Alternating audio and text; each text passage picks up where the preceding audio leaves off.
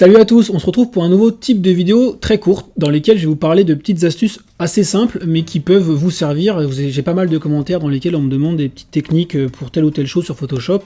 Donc ça viendra pas remplacer les vidéos un peu plus longues sur le dessin, ça viendra en complément, peut-être le mercredi, enfin on verra si ce concept vous intéresse. Donc aujourd'hui on va parler du script, je vous en avais parlé la dernière fois dans la vidéo des couleurs. Alors un script c'est quoi? C'est une série de touches que vous faites souvent et que vous allez pouvoir réunir en une seule touche. En fait c'est un raccourci.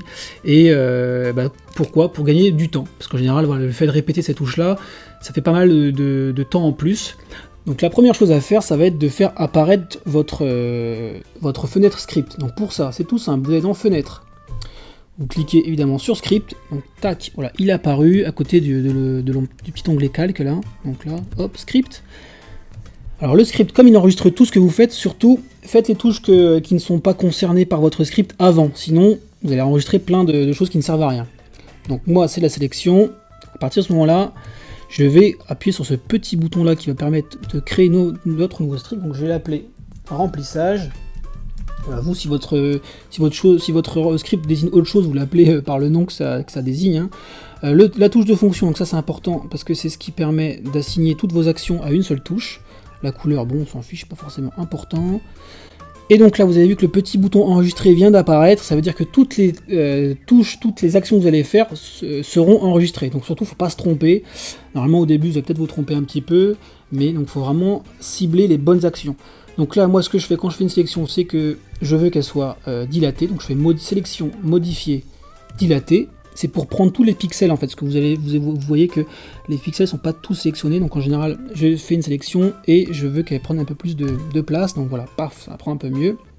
Et ensuite je veux qu'elle soit remplie, évidemment, c'est le but, donc par la zone, la première couleur, donc si c'est la première couleur que vous voulez, c'est Alt, retour arrière, sinon ce sera CTRL, retour arrière.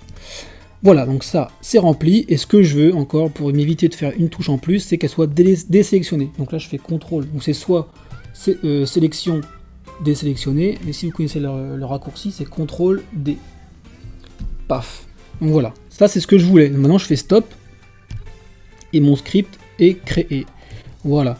Donc normalement, je vais reprendre une autre partie, et là, en faisant F2, paf, voilà. Et toute l'action que je voulais, toutes les actions que je voulais y mettre, voilà, y sont quoi. C'est-à-dire dilater la sélection, la remplir et la désélectionner. Donc ça m'évite de faire ces trois touches. On peut en mettre plus, on peut en mettre moins, mais au bout du compte, ça vous fait gagner un temps fou sur toute votre coloration, enfin toutes vos étapes de création. Voilà, j'espère que ça vous sera utile. On se retrouve peut-être demain pour une correction si j'espère avoir le temps. Donc peut-être à demain, sinon je vous retrouve la semaine prochaine. Portez-vous bien, bye bye.